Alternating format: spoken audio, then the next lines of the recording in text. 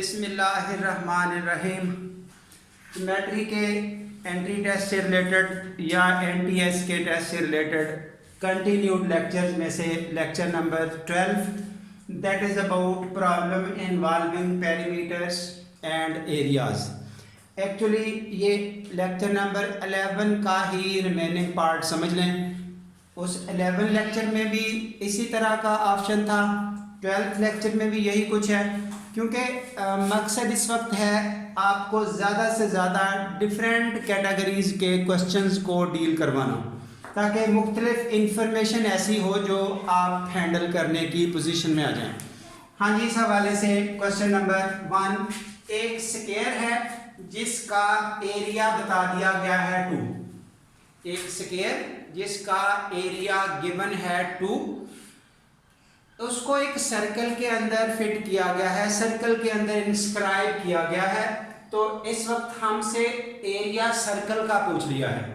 Square का ये जगह बता दी गई है कि ये कितनी है स्क्वायर के अंदर वाली, और हमसे क्वेश्चन क्या पूछा गया, कंप्लीट सर्कल का बता दें। तो सर्कल से रिलेटेड सिर्फ रेडियस चाहिए होता है हमें। अगर रेडियस सर्कल का मिल जाए तो फिर हर तरह का मसला हल हो सकता है सर्कल का। अब देखिए, रेडियस कैलकुलेट करने के लिए हमें यहाँ से समझ आ रही है कि यहाँ से वन सेंटर से वन साइडेड डिस्टेंस रेडियस है। कंप्लीट करेंगे तो डायामीटर, और वो डायामीटर स्क्वायर के लिए डायगोनल का काम करता है। तो यहाँ से डायगोनल कैलकुलेट करने का हल ये लें, one side of the square अगर x रखें, अब एरिया का formula side multiply by side, क्योंकि एरिया की कीमत बताई हुई है इसलिए हमने formula area of the circle लिखा। और अब x स्क्वायर इक्वल टू 2, यहाँ से x की वैल्यू आ चुकी स्क्वायर रूट 2, यानी कि सर्कल स्क्वायर की एक साइड का पता चल चुका। जब एक साइड का पता चल चुका तो इस पर पाइथागोरस लगाते हुए आप ये डायगोनल कैलकुलेट कर सकते हैं। Diagonal square equal to side का स्क्वायर, साइड का स्क्वायर, ये इस राइट ट्रायंगल की बात हो रही है।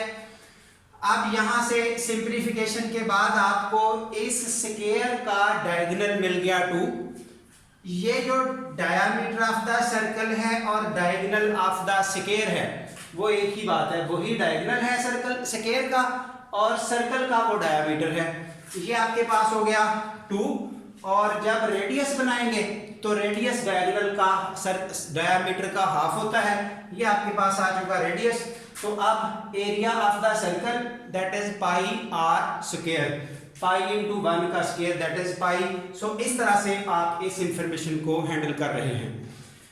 हाँ जी, सेकंड, अब यही स्क्वायर उठा के, ये तो थी साइडें बराबर, अब अगर ये साइड्स बराबर ना हो फिर वो बनती है रेक्टेंगल। एक रेक्टेंगल फिट की गई है उसी तरह सर्कल के अंदर। रेक्टेंगल की आपको डायमेंशंस बता दी गई हैं, दैट इज 9/12, यानी कि विड्थ हो गई 9, लेंथ हो गई 12। लेंथ और विड्थ दोनों डायमेंशंस क्लियर हैं, 9/12। ये ने विड्थ 9 और लेंथ 12, ये उसी तरह सर्कल के अंदर फिट की गई है। यहाँ पर भी वही इंफॉर्मेशन है। आप डायगोनल कैलकुलेट करेंगे तो डायगोनल कैलकुलेशन का रास्ता होगा पाइथागोरस थ्योरम, वो लगाते हुए डायगोनल की लेंथ आ चुकी 15। तो जो डायगोनल है इस रेक्टेंगल का वो डायामीटर है सर्कल का, और यही चीज इंफॉर्मेशन लिख दी गई है। और फिर डायामीटर जब 15 है, रेडियस कैसे आएगा 7.5। हमसे इस सवाल में पूछा ही रेडियस क्या है, यानी कि जब हम इस क्वेश्चन की बात करेंगे इसमें हमसे क्वेश्चन ये पूछा गया है सिर्फ रेडियस बता दें सर्कल का, so that's it.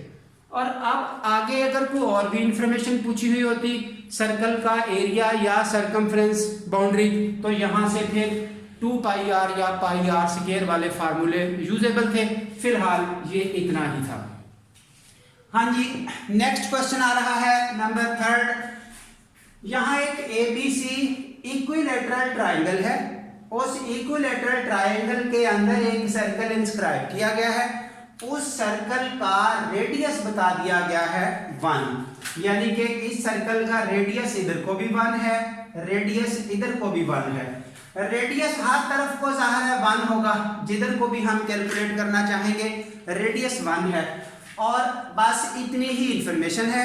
Triangle equilateral, देखिए ना हिडन इंफॉर्मेशन का जो इशू था।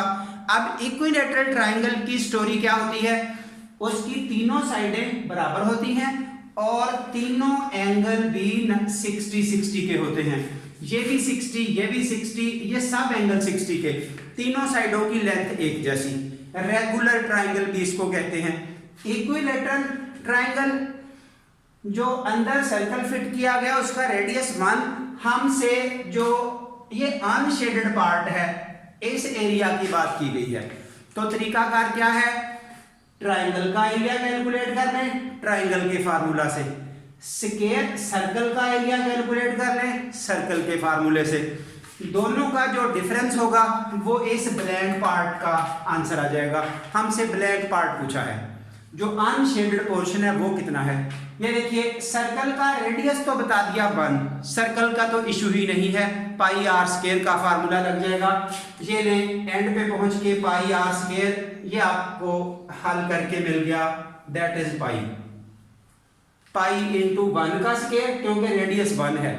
तो इस इशू के बाद अब रह गया ट्राइंगल। तो ट्राइंगल के लिए जो फार्मूला चलता है 1/2 इंटू बेस इंटू हाइट। अब बेस कौन सी है, ये हो गई 1/2 बेस ए बी, हाइट कौन सी है, ये कंप्लीट इस तरह से।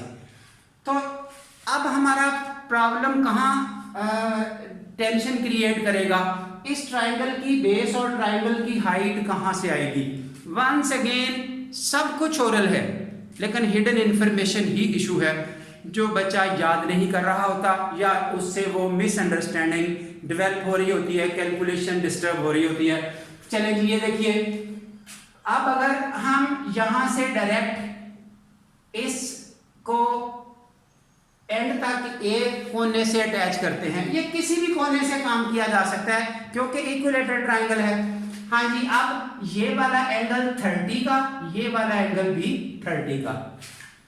ड्यू टू इक्विलैटरल ऐसा हो रहा है, जब दो साइडें बराबर हों तो ये लाइन उसको एंगल को बाइसेक्ट करेगी। हाँ जी, ये रेडियस हो गया 1, तो ये अब हो जाएगा 60 का, क्योंकि ये एंगल 90 का है।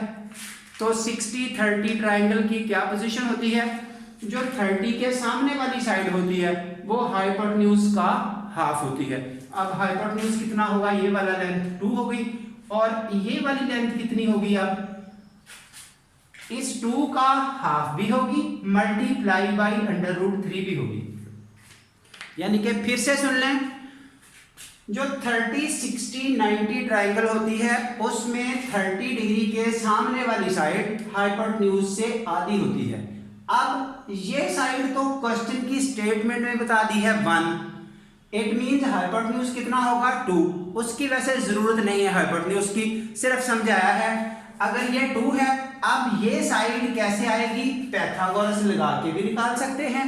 नहीं पैथागोरस लगाना तो फिर वही 30-60 वाला रूल, 30 के सामने हाफ हाइपोटेन्यूज का, वो 2 है तो ये 1। अब 60 के सामने क्या होगा, हाफ भी होगा, 1 मल्टीप्लाई बाई √3, यानी कि यूं समझ लें ये √3 है यहां से लेकर यहां तक की साइड। जब इतनी √3 है तो अगले हिस्से को जब साथ अटैच करेंगे वो कितनी हो जाएगी, वो भी √3 है। तो टोटल मिलके ये ए बी जो लेंथ है वो बन जाएगी 2√3। जो ए बी कंप्लीट लेंथ है यहां से यहां तक, ए बी लेंथ हो जाएगी 2√3। ए बी लेंथ की कीमत 2√3। अब ए बी आ चुका, उसके बाद ये साइड रह गई, ये साइड। तो इस साइड की कैलकुलेशन ये देखिए, ओ से लेकर ये अगर ओरिजिन यहां रखते हैं, ओ से लेकर ए तक की लेंथ ये 2 है और ये इधर से भी 2 होगी। अगर ये साइड हम ऐसे नीचे लाते हैं, आगे ये 1 है। जिधर से भी ये काम करेंगे, इधर से ये मसलन रेडियस 1 है, इधर से ये 2 है, ये 2 ये 1, ये 2 ये 1, जिधर से भी आप लेंथ निकालना चाहते हैं, ये 2 और ये भी 2, इधर वाला रेडियस 1, तो ये मिलके हो गई 3 और अब आपके पास जो रूल्स के मुताबिक ए बी सी ट्राइंगल का formula 1/2 into A B into O D, so 2√3 multiply by ये रेडियस 1, सो आंसर इज √3। और अब शेडेड पार्ट जो फाइनली अनशेडेड कहा गया था, जो ये ब्लैंक पोर्शन थे, वो इनका आपके पास डिफरेंस आ रहा है। हाँ जी, ये लास्ट क्वेश्चन इस लेक्चर का, ये ट्रेपेजियम से रिलेटेड इंफॉर्मेशन है। ट्रेपेजियम की एक डायग्राम दिखाई गई है, उस डायग्राम में ये साइड बता दी, ये साइड बता दी और ये साइड बता दी, ये एंगल 60 का बता दिया। इस इंफॉर्मेशन को यूज करते हुए हमसे पूछा गया इस ट्रेपेजियम का एरिया बता दें। तो अब ट्रेपेजियम का एरिया बताने के लिए ये रहा formula, base 1 plus base 2 over 2 multiply by height. Base 1 ये हो गई, बेस 2 ये हो गई, सिर्फ इनका दरमियानी डिस्टेंस ये रह गया हाइट। तो अब इस हाइट को कैलकुलेट करने के लिए हमने ये परपेंडिकुलर ड्रा किया। उसके बाद ये साइड 8 है, ये एंगल 90 का, इधर भी 90 का, अब ये एंगल कितना होगा 30 का। तो वंस अगेन 30 60 90 ट्रायंगल, ये हो गया हाइपोटेन्यूज। 30 के सामने वाली साइड इसका हाफ होगी 4, तो ये 60 के सामने है, जो 60 के सामने है वो हो जाएगी half multiply by square root 3। तो half multiply by square root 3, ये आपके पास ये वाली लेंथ ए एम मिल गई, 4 अंडर रूट और 3। ये मैं फिर से बताने लगा हूं, 30 के सामने वाली साइड हाइपोटेन्यूज का हाफ, 60 डिग्री के सामने वाली साइड हाइपोटेन्यूज का half multiply by under root 3। जितनी दफा ये बातें हो चुकी हैं, अब कंफर्म बच्चे को ये सब कुछ याद हो जाना चाहिए। उसके बाद आप लिखेंगे वही वाला फार्मूला, उसमें कीमतें पुट की, तो ये आपके पास इसकी आउटपुट रही, एरिया ऑफ दिस ट्रेपेजियम। तो यहाँ पर जब एक साइड 8 है, ये साइड 4 है, तीसरी साइड निकालने के लिए अगर 30 60 90 ट्रायंगल का रूल याद नहीं रहता तो पाइथागोरस भी लगाया जा सकता है। हाँ जी, अब इससे रिलेटेड अगर किसी बच्चे को कहीं भी कोई प्रॉब्लम है तो पिछले वाले लेक्चर्स को रिवाइज कर सकते हैं आप। यानी कि जो लेक्चर रूटीन में ये नंबर 12 है, हमने ज्योमेट्री को लेक्चर नंबर 1 2 ऑनवर्ड जो डिस्कशन की है, वो बिल्कुल बिगनिंग से पॉइंट से लेकर एंगल्स हर तरह की इंफॉर्मेशन देते देते स्लो एंड स्टडी इस जगह तक पहुँचे हैं। हिडन इंफॉर्मेशन जिस बच्चे को जहाँ भी प्रॉब्लम आता है, पिछले लेक्चर्स में टर्न बाय टर्न आपको हेडिंग वाइज मिलेगा सब कुछ। इन केस फिर भी कोई मसला है तो आप कमेंट्स करके हमसे इंफॉर्मेशन ले सकते हैं, इंफॉर्मेशन शेयर कर सकते हैं। मज़ीद इस तरह के कोई भी क्वेश्चन आपको और चाहिए तो वो इस तरह से सॉल्व करके आप तक प्रोवाइड किए जा सकते हैं। सो अब तक अगर किसी को कोई मसला है तो आपके सामने बातें हो चुकी। चैनल के हवाले से ज़ाहिर लाजमी कहा जाता है कि जिस बच्चे को चैनल हमारा पसंद आए, वीडियो हमारी पसंद आए, लेक्चर हमारा अच्छा लगे तो चैनल को सब्सक्राइब ज़रूर करें, आगे दोस्तों को शेयर भी करें, लाइक भी करें। So that's all, thank you very much.